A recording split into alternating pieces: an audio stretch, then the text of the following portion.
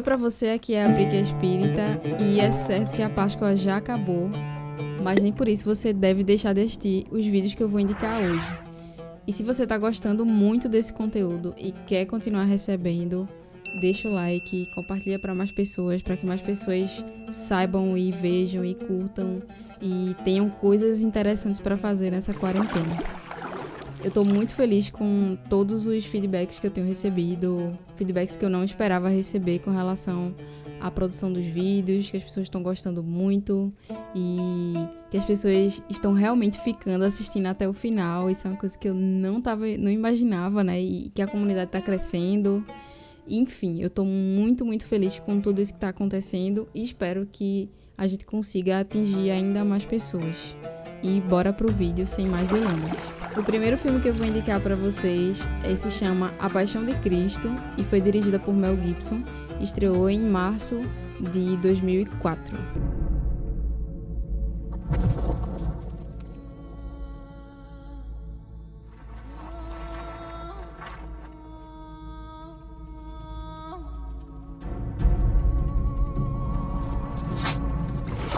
Para resumir, esse filme conta a história das últimas 12 horas do Cristo, bem diferente de muitos outros filmes que falam sobre a paixão de Cristo, né? A primeira coisa que a gente percebe com relação a esse filme é a forma como Mel Gibson escolheu mostrar essas últimas 12 horas do Cristo, né? Com muita intensidade, com muita veracidade, que pelo menos eu acredito que deve ter sido, e a forma como ele traz a violência. Não necessariamente uma violência gratuita, mas uma violência muito presente, né, muito forte. E o filme também faz isso de uma forma, para mim, muito bonita, traçando um paralelo entre passado e presente através de match cuts. Uma cena muito interessante. O Cristo cai, né, com a cruz e Maria vem ao encontro dele. E nesse momento a gente tem um corte para o passado, para uma lembrança em que o Cristo caía quando era criança e Maria corria até ele. Então, entra um pouco nesse jogo de criatividade, nesses cortes entre os flashbacks, né? Alguns momentos importantes que são históricos, né? Para quem conhece um pouco da história das passagens do Cristo, as mais clássicas. E também tem aquele paralelo quase como se... que todo mundo fala, né? Que quando chega a hora da morte, você vê um filme de toda a tua vida passando na tua cabeça. Eu acredito que eles também queriam trazer isso para o Cristo, né? Para a ideia de que o Cristo, ele também era um ser humano, então ele também teve medo de morrer, né? De tudo o que estava acontecendo com ele naquele momento. Outra coisa extremamente crucial para mim é que esse filme é falado em aramaico e latim, que eram as línguas vigentes na época do Cristo. E eu acho que essa escolha do Mel Gibson de trazer esse roteiro em aramaico, né? De ensaiar com os atores, de ter tido todo esse trabalho, faz com que a gente esteja ainda mais lá dentro da história, se é que isso é possível. A fotografia desse filme, minha gente, é a coisa mais linda que existe. Principalmente porque eles se basearam nas pinturas de Caravaggio, que é conhecido, né, como um pintor da época do Barroco, né, onde o drama imperava nas pinturas dele, a sensação de claro-escuro, os movimentos são muito mais fortes para o Caravaggio, para as pinturas do Caravaggio. Ele pegava pessoas comuns na rua para posar para ele, então as pessoas eram muito mais reais e muito mais cheias de defeito, digamos assim, nas telas, nas pinturas, do que outras telas que outras pessoas pintavam com pessoas, sei lá, imaginárias, né? Assim, com aquele ideal de perfeição inatingível.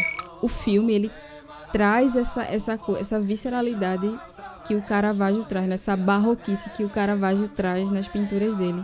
Então, logo a cena de início, a primeira cena, já começa com uma noite azulada, super azulada, e o Cristo em agonia, né? Ele tá orando, pedindo a Deus para que aquilo não aconteça, se for possível que aquilo não aconteça. Então você percebe toda aquela agonia e muito por conta do azul da noite, né, do azul da neblina, você sente aquele frio, aquela angústia que ele está sentindo. E de contraste a isso, quando aparecem os soldados romanos com as tochas super iluminadas e brilhantes e amareladas, assim, é um negócio assim que realmente parece que você entrou na pintura. Eu acho que tem alguns pontos muito chaves nesse filme que são transmitidos pelo visual, né? Muita coisa transmitida e comunicada pelo visual. Principalmente as cenas de flashback. Que quando a gente tá vendo tudo aquilo acontecer com Cristo, né? Toda a violência que ele sofre, a humilhação que ele passa, as pessoas que outrora ele próprio tinha ajudado ali, esbravejando contra ele, gritando contra ele. E a gente tem esse retorno desses flashbacks. A fotografia mostra pra gente um Cristo extremamente pacífico, extremamente moralmente perfeito, né? Um cara digno de ser seguido por milhares e milhares de pessoas pela sua conduta moral, pela ética que ele trazia para aquela época onde as pessoas literalmente não se importavam com a vida umas das outras.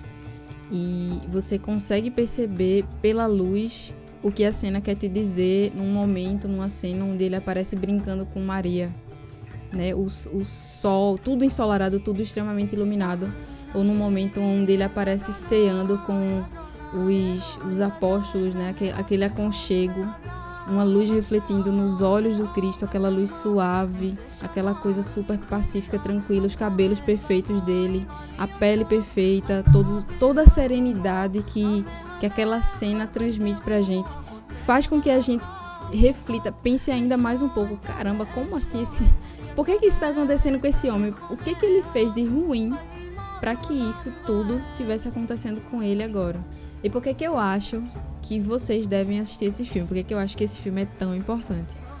Pra mim, sempre foi muito difícil compreender por que se chamava A Paixão de Cristo, um momento onde ele estava morrendo. A morte do Cristo se chamava A Paixão de Cristo. E aí a gente começa com o fato de que a palavra paixão vem de patos, que significa sofrimento. E esse filme mostra absurdamente todo o sofrer do Cristo, tudo que ele passou para salvar a humanidade, para que a gente estivesse aqui, para que a gente tivesse uma chance, para que a gente se regenerasse, para trazer a ideia que ele tinha, né? A ideia construtiva que ele tinha de sociedade, que era totalmente diferente do que estava acontecendo naquele momento, naquela época. Então eu acho que esse filme, mais do que qualquer outro filme que eu tenha conhecimento, pelo menos, sobre o Cristo, passa muito bem essa noção de sofrimento, de dor. Já fica aí o aviso também para as pessoas mais sensíveis. Talvez você tenha um problema para assistir esse filme, talvez tenha, mas eu acho que vale a pena assistir. Acho que vale a pena assistir. Acho que vale muito a pena você dar uma chance para esse filme. Procure assistir ele num dia que você estiver super bem, porque não tem como você sair desse filme do mesmo jeito que você entrou. Eu lembro que a primeira vez que eu assisti esse filme, eu tinha 15 anos. Foi um ano depois que ele foi lançado. E eu assisti com o pessoal na igreja. E teve muita coisa que eu não entendi, mas eu achei horrível. Eu disse, gente, nunca mais eu quero ver esse filme na minha vida. Eu não entendo por que vocês estão assistindo, por que a gente tá aqui na igreja vendo essas cenas horríveis. Mas hoje eu entendo o porquê da importância desse filme, principalmente pra gente que tem algum tipo de fé. E pra quem não tem fé também. Acho que é importante a gente entender o peso social da vinda do Cristo e desse sofrimento específico que ele passou por toda a humanidade, por um bem coletivo e por algo que ele veio trazer de novidade e que ele acreditava muito. Desde a primeira vez que eu vi esse filme até hoje, a cena que pra mim é mais marcante de todas é um momento onde Maria segura o Cristo e olha pra você. E vocês vão me dizer aqui nos comentários quem assistiu e quem não assistiu e que for assistir esse filme, vai me dizer nos comentários se vocês conseguiram sustentar o olhar de Maria, porque até hoje eu não consigo. O segundo filme que eu vou indicar é o Maria Madalena, de Garth Davis, que estreou aqui no Brasil em março de 2018. Mary, you brought shame on our family. There's something unnatural inside you. Your family says you grapple with the demon. If there's a demon in me, it's always been there. Eu acho que uma das coisas mais interessantes desse filme é a naturalidade com a qual ele trata as pessoas, né? Eles trouxeram um plot, independente de seguir ou não seguir o que está escrito na Bíblia, o que as pessoas acreditam que é verdade ou não, mas eles conseguiram trazer plots diferentes para personagens conhecidos. Então eu acredito que esse ponto específico já faz com que a gente assista esse filme e ele tenha ele refresca a nossa mente de alguma maneira. Pelo simples fato da gente estar saindo meio que da zona de conforto com relação a muitos personagens já conhecidos. A fotografia desse filme, diferente do filme anterior, ela tem uma proposta bem mais simples, mas que não significa que é, sei lá, uma coisa esculhambada. É muito bonito também. Eles usam muitos planos gerais para mostrar a grandeza do cenário, né, da natureza, dos lugares onde eles vão passando. E usam também muitas coisas, muitos planos americanos para mostrar uma certa aproximação entre alguns personagens, tipo Madalena e Judas, que acabam ficando bem próximos um do outro. A construção do geral, assim, eu achei muito legal. Apesar de rolar, assim, uma certa uniformidade, né, do início até o fim, uma linearidade muito grande nesse filme. Mas a paisagem, pra mim, as cenas de paisagem são belíssimas e é quase como se dissesse pra gente que Deus está ali, né? Deus está nessa paisagem, Deus está nessa imensidão, Deus está nas pequenas coisas, nos campos de trigo, nas pedrinhas, no rio onde Jesus batiza as pessoas. Essa delicadeza que o diretor conseguiu trazer me conquistou nesse filme, então pra mim é um ponto super positivo. Outro ponto muito legal é que, como eu já falei, esse filme trata de desrotular quem foi Maria Madalena, né? A figura de Madalena, que, assim, que foi tida durante muitos e muitos anos como uma prostituta.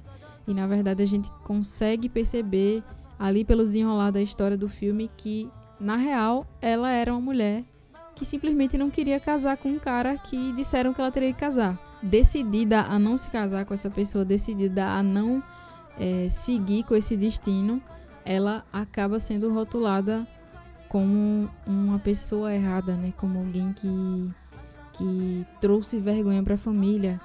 Então, e principalmente porque naquela época a mulher, ela era praticamente um objeto. Ela era um objeto, né? Ou ela pertencia ao pai ou ela pertencia ao marido.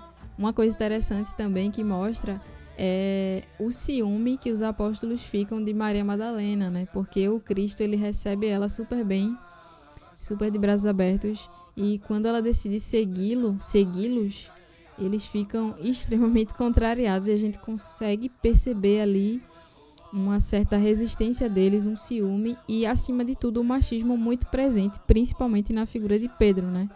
Que era super aquele cara moralista, entre aspas, né? Aquela pessoa que ele faz de tudo para seguir o que é certo, o que alguém disse para ele que era certo, sem necessariamente refletir se aquilo era certo ou não. Então ele acaba sendo esse cara, acho que não é moralista o tema, é um cara chato mesmo, é um cara que não sabe o que tá fazendo e acaba enchendo o saco muito mais do que fazendo coisas positivas. Prova disso é que num determinado momento do filme, uma missão é dada pelo Cristo para que Pedro execute, sendo que o Cristo não quer que Pedro vá só, ele quer que ele vá especificamente com Madalena, justamente por saber que Pedro não seria capaz de executar aquela missão até o fim, do jeito que o Cristo gostaria que fosse feita. De longe, o plot de Judas é o mais interessante desse filme, porque, sério, pela primeira vez a gente consegue entender de fato as motivações íntimas que fizeram com que Judas entregasse o Cristo, né? Eu não sei realmente se foi verdade, como eu já falei no início da explicação que eu estava dando sobre esse filme, mas é muito convincente o plot que criaram para ele, né? A história que criaram por trás da entrega do Cristo, né? O Judas, acima de tudo, dá a entender que, de fato, ele não acreditava no Cristo, não acreditava na missão do Cristo, no que ele pregava, nas ideias do Cristo, mas ele tinha um interesse ali em estar aliado ao Cristo na cabeça dele, né? Aquilo ia fazer com que ele conseguisse o que ele realmente queria no rolê inteiro. E claramente eu não vou contar o que é, vocês vão ter que assistir para descobrir. Mas é muito interessante e a gente fica até triste pelo Judas, assim, pela primeira vez eu fiquei triste demais, assim, por ele. Madalena fica com Cristo até o fim e até depois do fim, porque ela é a primeira pessoa a ver o Cristo ressuscitado, né? E eu acho que isso é muito bonito de ver, porque Infelizmente ainda existe uma história, uma conversa, até hoje, né? Hoje eu acho que menos, mas ainda tem, de que a mulher é muito traiçoeira, ela é traíra, elas não são amigas. E a presença de Madalena mostra, né? Empodera as mulheres, mostra que nós somos sim muito companheiras e que a gente é muito presente sim, nós somos muito solícitas, nós somos muito amorosas, nós somos muito evoluídas, por que não, né, meninas? Esse ponto específico é muito bonito de se ver nessa história, é muito legal, muito interessante. De contrapartida a tudo isso, nós temos os apóstolos, que não só não entenderam nada com relação à crucificação do Cristo, como simplesmente se esconderam, porque eles já sabiam que seriam perseguidos e eles estavam com muito medo. E Pedro foi a primeira pessoa a negar o Cristo depois de Judas, que entregou o Cristo, né? Então fica aí o questionamento, né, de lealdades, de quem que realmente estava com Cristo, de quem que realmente se propôs a entender a mensagem dele. E eu acho que a gente tem que entrar nessa história com os cuidados que ela merece, com a mente aberta, tentando realmente entender um lado diferente, entender o lado da Maria, já que ela é a protagonista, né, a Maria Madalena. Tentar entender os plots e a forma como o diretor quis passar essa história, quis recontar essa história pra gente de uma maneira um pouquinho diferente. Claro que tem alguns pontos, tipo, eu não curti muito a atuação de Phoenix como Jesus. Pra mim, não convenceu. Eu não sei se é porque ele tá muito na minha cabeça como Coringa, mas eu não sei, realmente. Eu acho que ele ficou meio lunático, meio perdido. E também tem outro ponto, eu fiquei tentando entender por que a construção desse personagem tinha sido dessa maneira. E aí tem um ponto que eu acredito que se justifique, que é o seguinte: o Cristo, ele era um cara estranho, falando coisas estranhas para as pessoas ditas normais, né? Ditas corretas. Então, talvez o diretor quisesse realmente trazer essa ideia de um cara esquisito, de um cara meio lunático, de um cara meio fanático, que fala umas coisas muito loucas e que sai por aí pregando coisas que, sei lá, ninguém sabe se realmente isso é verdade ou não. Eu acho que vale a pena sim assistir esse filme, porque ele acaba sendo um complemento ao Paixão de Cristo, né? Porque principalmente aqui a gente tem uma protagonista feminina, embora o Cristo esteja presente, a gente meio que tá acompanhando a história do ponto de vista de Maria Madalena e das coisas que estão acontecendo com ela, né? E uma dessas coisas que acontece com ela é a vinda do Cristo. E muitas belezas que são mostradas nesse filme, a forma como essas belezas são colocadas nesse filme não são colocadas na Paixão de Cristo. Eu acho que tem toda uma singeleza, uma delicadeza e uma feminilidade realmente ali dentro dessa história que acredito que é muito bonito, muito válido de ser visto. E acho que o principal, de fato, é o Cristo ter tocado Maria Madalena, né? Ele ter tocado o coração dela de uma maneira que ninguém jamais tinha conseguido. E claramente sendo uma pessoa que entendeu ela, né? Um cara naquela época que entendeu uma mulher. É tipo, oi, tudo bom? Então eu recomendo que vocês comecem assistindo por esse filme, comecem assistindo Maria Madalena e depois assistam a Paixão de Cristo, até para vocês não ficarem comparando um com o outro, porque eles são extremamente diferentes, as propostas são extremamente diferentes e para mim, particularmente, a Paixão de Cristo é um senhor filme. Eu acho que vai ser muito difícil de barrar ele. Eu espero que seja barrado, mas vai ser muito difícil de barrar ele. Então é isso, galera. Deixa aqui nos comentários se você já assistiu esse filme, se você não assistiu, o que é que você achou, comenta, porque eu quero muito falar com alguém sobre esses dois filmes que eu estou apaixonadíssima de ter revisto, principalmente por ter revisto nessa época, uma época tão importante, né, na Páscoa, uma época que sempre me tocou muito. Não sei se porque é perto do meu aniversário e eu já fico naquela melancolia, naquela coisa meio inferninho astral, e junta com a Páscoa, e junta, enfim. Não sei o que acontece, mas é um fenômeno certamente muito curioso que estudarei alguma vez da minha vida. Que não agora. Enfim, esses dois filmes são muito lindos, e acredito que o principal é a mensagem do Cristo, é a mensagem do amor, da solidariedade, da compaixão, da misericórdia, da fraternidade, do perdão, enfim, de tudo que Cristo veio deixar pra gente, né, como legado e como tudo que ele acreditava para que a gente se tornasse melhor, para que a gente não andasse tão perdido no mundo. E eu acho que esses 2 filmes são, sim, 2 filmes incríveis espíritas. Pode-se dizer que sim, apesar de serem católicos, apesar de serem umbandistas, enfim, eles são de todas as bandeiras, porque eu acredito que a mensagem do Cristo, ela é de todas as bandeiras, ela é extremamente universal. Muito obrigada por ter vindo até aqui. Fique bem, fique em casa, se cuide das pessoas que você ama. Vamos tentar achatar essa curva agora em maio, para ver se a gente consegue resolver logo esse problema. E até logo!